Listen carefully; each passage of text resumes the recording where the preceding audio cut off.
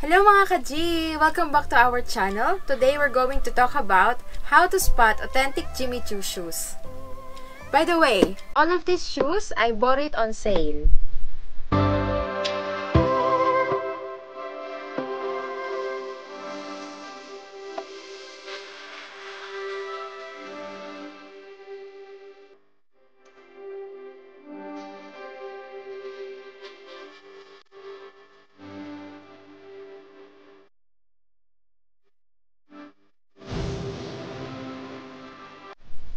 Gagawin po natin, isa-isahin po natin. Okay, first off, this box. Okay?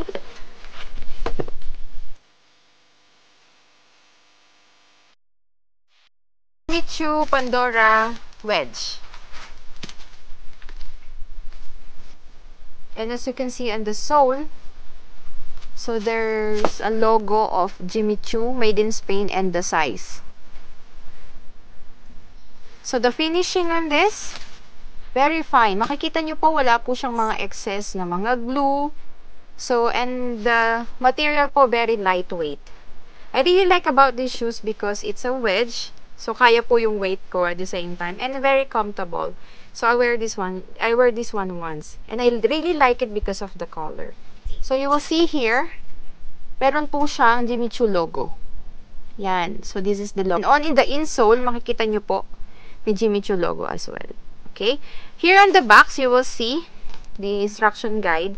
And this is what I noticed on the Jimmy Choo shoes. Jimmy Choo activated silica gel. So, there's a logo already. Diba? Ang social. I don't know. But I think the very purpose of this is to actually absorb the moisture on your shoes or sandals. And also, I keep the receipt. Still, nakita ko pa yung receipt dito. The box, there is dust bag. So, you will notice if the dust bag is original or not because of the intricate sewing or very intricate yung ano niya dito. Saka yung texture niya is very good texture. So, as you can see as well, the logo, ayan. Ang ganda nung dust bag niya actually. So, that's why I bought it on sale. But yung quality niya is still original. Ang ganda-ganda talaga ng quality niya. So, this is only the first item. So, second one, I have as well wedge. Yes. I really like the violet color. So, in the sole, you will see the Jimmy Choo logo as well. And the made in Spain and the size. So, ayan. So, makikita nyo po yung details. Very fine. Yan. So, wala po siyang, I think nung binili ko siya, wala talaga, ang sarap niyang suotin and lightweight talaga siya, even though it's wedge. So, makikita nyo insole, there's a logo here, and also logo in the insole. So, yan. So, I will explain later how you spot the original Jimmy Choo logo. Okay? Again, there's a, what do you call this? Certificate, the dust bag. So, yes. I really like the dust bag because of the texture as well and the logo. So, you will see the dust bag. Okay. The third one, item that we have is the Jimmy Choo. I didn't wear it. Jimmy Choo sneakers. So, didn't wear it yet. So, as you can see, the sole, there's a Jimmy Choo logo. Okay, and insole, so the Jimmy Choo as well. Then, on the side of it, there's a Jimmy Choo. Yes. So, as you can see, the texture, very fine yung pagkakagawa sa kanya. And I really like it. I didn't wear it yet because maybe I will wear it sometime if I have something. So, yeah.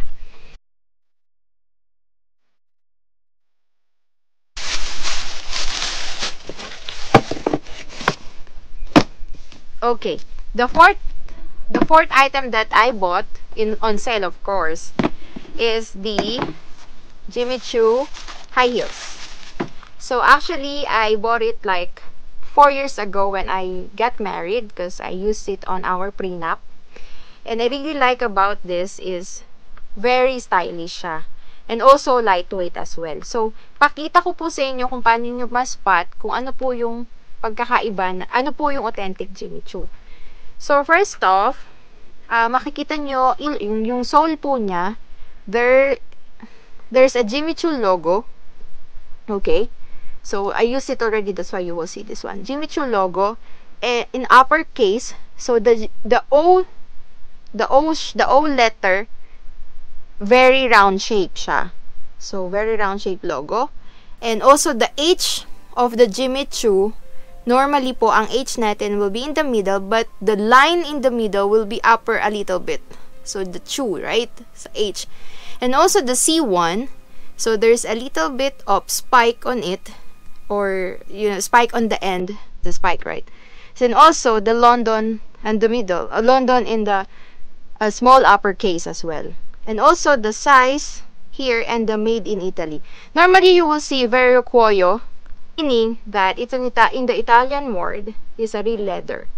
So it's still original when you see the Vero Cuoio words. So there's a zipper on the other end, on the end of it, right? Pag makikita mo, yung Jimmy Choo niya, meron siyang engravery na Jimmy Choo, very fine engravery Jimmy Choo. Okay? And at the back of it, you will see the zipper YKK. Yes. Normally, YKK po yung product because I think 90% of the zipper worldwide using the YKK. So, sabi po nila YKK, that's why they're using the YKK because it's lubricate the zipper even though you use it multiple times. Especially with zipper, look for the logo at the back. YKK SBS. Okay, in case of the Jimmy Choo, they use the brand YKK. Okay, so the zipper. Of course, we're talking of yes. So what else? The insole. So you will see again Jimmy Choo logo on it, uppercase, and also the small uppercase of the London. So you will see again. I told you that the O is very round shape. Is in a round shape, and the H, yeah, you will see it in a little bit higher in the middle, and also the C, there's a little bit spike on it, and that on the end. Okay, yes, as you can see on the packaging and accessories, so their packaging is a hard cardboard carton, so very hard, and also there is a logo on it. So Jimmy Choo London, and on the side, okay, and also on the other side of the box you will see the sizes. So I'm gonna sizes and the information about what's inside of the box. Okay, details about it, and also of course there's a packaging of this kind of bag. I really like it, so I took it. Yes. So, and with the sandals, I told you that you will see authentication card and also the silicone, activated silicone gel Jimmy Choo. I really like this one, so because it's very personalized. Yeah. So normally what will happen to us, since it's a heels, nabobroken po ito. So there's an extra pin on this we can use in case that it's broken. And also we have as well, we have dust bag. Yan, so you can see the dust bag. So since I've got the wedge, the sandals, and the sneakers, I bought this one, the flat one. So as you can see, again, there is a Jimmy Choo logo and the London on it. So yeah, so you can see the sole as well, very fine, and the finishing. Makita nyo, ang ganda-ganda ng finishing niya. So I really like this one. And also you can see as well the normal, as you can see on all the boxes, there's the dust bag, and also the authentication card and the Jimmy Choo activated silica gel. I was lost there. Yes. So yeah, this is all my Jimmy Choo. You will know how to spot the authentic Jimmy Choo sandals and shoes. So I hope you learned something about it. If you know something more, you can comment on the comment box below. If you like this video, don't forget to like, share, and subscribe mga ka-G. Ito po si Hanilo Castillo Bonifacio na nagsasabing, ano man ang hamon ng iyong buhay, go, go, go lang mga ka-G!